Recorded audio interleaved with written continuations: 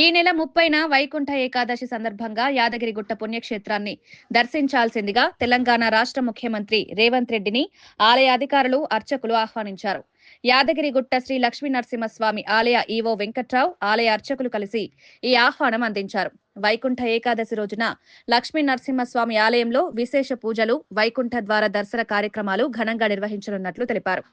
ఈ పవిత్ర దినాన ముఖ్యమంత్రి స్వామివారి దర్శనం చేసుకుంటే భక్తులకు మరింత ఆధ్యాత్మిక ఉత్సాహం కలుగుతుందని అర్చకులు తెలిపారు.